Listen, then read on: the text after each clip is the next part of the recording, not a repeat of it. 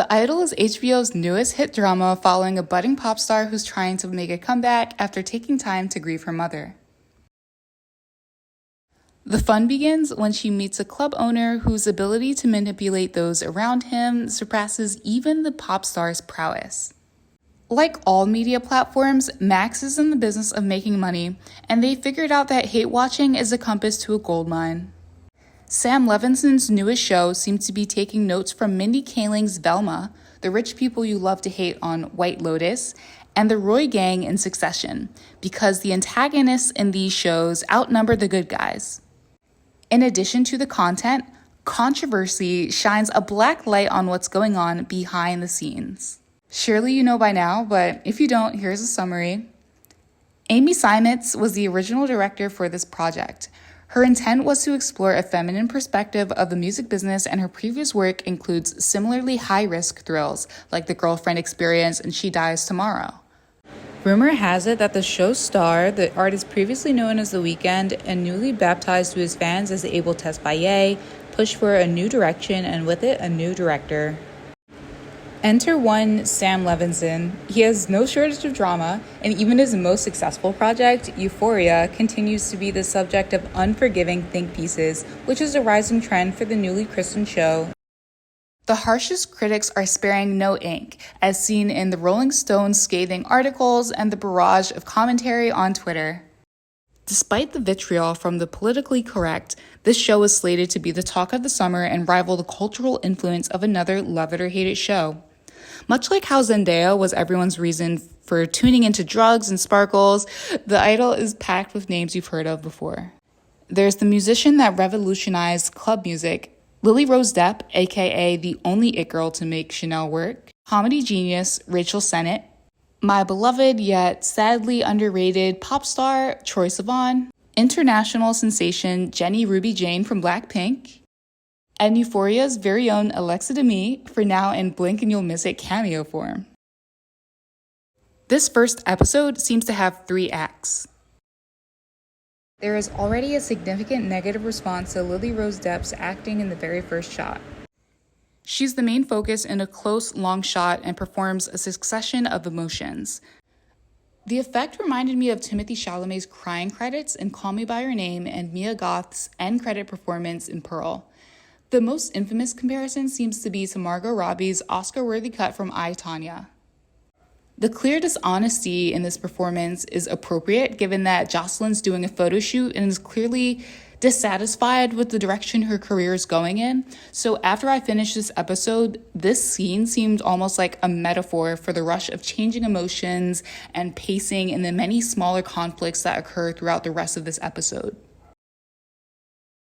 So like I said, there's a few conflicts in this one act, and since they all seem to be solved before the second act, I think these mishaps are meant to indirectly characterize the main players. The first conflict I'll mention involves the intimacy coordinator's insistence that Jocelyn not violate her nudity rider. This is a great introduction of Troye Sivan as the creative director, and the bodyguard, who we'll see is not doing such a great job so far, at least in this episode. Another conflict is a leaked, lewd selfie of Jocelyn that threatens her image post the death of her mother and her emotional breakdown. So part-time Emmy collector Dan Levy makes an appearance, along with Nikki Katz, who's a music executive played by the Jane Addams from Hacks. And so Nikki's a bit crass, like she's been around the block and has come out a bit cynical. Her dry humor isn't always intentional, it seems, and has a similar impact as Divine Joy Randolph, who kills it, is super hilarious, and I want to say they're my 2 favorite characters so far. Rachel Sennett's character, Jocelyn's assistant, has made a couple of appearances by now, but is hilariously flustered by the situation. I mean, it's kind of hard to believe that this is the first time she's had to lie to her best friend by omission, so I hope it's indicative of a previous shakeup in Jocelyn's team following her mental breakdown, instead of like some misplaced comedic moment going a bit too far given the context. And together, the team eventually finds a way to spin a favorable narrative surrounding the explicit selfie. Jocelyn needs to appear calm and overcome a subpar attempt to take over from Diane's spot as the filler. And so Diane, who's played by Jenny, is clearly the better dancer, and the pressure for Jocelyn to impress the journalist impacts the star, despite the dramatic irony of her being the last person to find out about the scandalous photo. I'd say that these three conflicts are the main ones, but we can already see insidious dynamics between the fill-in dancer's superior skill set and the muscle that seems to barely be able to peacefully problem solve removing someone from set. Act 2 begins with a scene featuring Diane and Jocelyn, where the pop star asks the dancer about a club that was brought up in a prior off-screen conversation. Then there are quick cuts between the car ride and Jocelyn dancing with their friends in the club. Tedros eventually recognizes Jocelyn and then asks for a dance with her, and she seems to agree because he's the club owner, but then there's even more back and forth in the second act. Things like Diane seeming to make eye contact with Tedros before he speaks, her letting Joss know who he is, and Alexa Demie herself, making a few second-long cameos. These all lead me to believe that there may be flashbacks to these moments when Jocelyn's relationship with Tedros becomes dire toward the end of the season. Act 3 has the least crowded scenes, which puts it in stark contrast with the many moving parts of the ensemble-heavy ones in the first two acts. After a crash course of indirect characterization featuring all the main players, Levinson dives deeper into the stars of the show. I definitely noticed the juxtaposition between Jocelyn's consideration for the dancers earlier in the show and her making Tedros wait during the first part of their date. And so there's definitely a difference between her work and play personas that the audience has yet to see the full depths of. And then there's more questionable stuff that happens, but basically Tedros seems to be intentionally manipulating Joss in an effort to control her. His motive is a bit unclear, but his method so far is super obvious. My current take on this show so far is that this is the bad place. There's no anthropomorphized moral compass, no Clay to risk his life helping others, no innocent Emily naively surprised by all the bad things that happen, no Hermione to recite the student handbook. Well, you get it. The closest we come to that is the Vanity Fair journalist, who's sufficiently fooled by the fine-tuned facade painted by Jay and her team.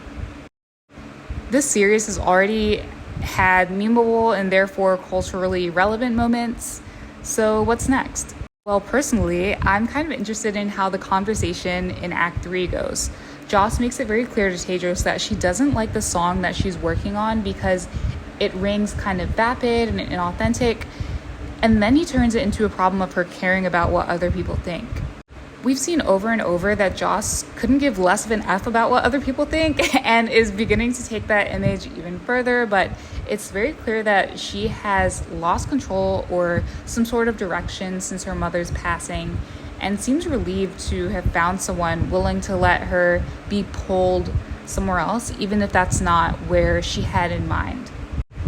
Let me know if I'm over-intellectualizing this and the show is purely meant to be hate-watch drivel. I'm mostly excited to see what happens with Jenny's character, even though personally, I wasn't even into Blackpink before this, but given that she seems more talented, she seems like she's being overlooked, maybe because she's not a white woman. It could be possible that she's just a professional dancer and is satisfied with the part she plays in Jocelyn's world, but I think there's something off about the way she looks at Jay in the steam room and how she's the one who picks the club and then almost talks Jocelyn into dancing with him. And it's almost as if she knew what to say. Diane is clearly the better dancer and clearly hungrier for the job, but we'll wait to see if she has sabotage in mind. So, no offense or anything, but I was really confused by this character. I get that she's meant to be the funny sidekick, but her acting seems too prepared and non-responsive to the in-the-moment actions from her scene partners, almost like canned responses that are very entertaining but seem to cut against the grain of the show's overall tone. So it makes me wonder if this was a character written in at the last minute because everyone else holds Jocelyn's interest in such low regard. Sound off in the comments if you think this is an acting, writing, or directing issue, but I think I might be leaning toward it making sense in a later episode or something. Like, maybe the assistant makes a huge mistake just because she seems so green, and that has a big impact. It's easy for people not in the entertainment industry to say that this is a vapid television show with no deeper meaning and the sole goal of angering the audience, and that might be true, but it happens to be my perspective that the specific work focus reminds me of HBO's Industry, which also seems like a textbook mindless drama on the surface, but nods to a lot of peculiarities of the finance industry for anyone who has that experience. Sure, the larger audience is unknowingly entertained, but I wonder what, if any, messaging there is for the publicists, choreographers, club owners, and pop stars and the like out there. The consensus on Twitter and TikTok is that this show is trash, and again, I kind of agree, but I also love intellectualizing shows like this as an attempt to assuage my guilt for watching and enjoying them. Please take some time to like and subscribe. I plan to cover Tom Holland and Amanda Seyfried's The Crowded Room, Greta Gerwig's Barbie, Oppenheimer, the next season of Only Murders in the Building, 2023's Wonka, and 2 shows that inspired me to start this channel, Yellow Jackets and the deceased and overtrodden 13 Reasons Why. So remember, if you enjoyed this video and want to see some more, please like and subscribe. If you were paying any attention so far, you'd know that Sam Levinson tends to pick a skewed perspective and then stick with it. So tune in next week for the next video, and I'll translate that psychotic, villainous perspective in the next episode too.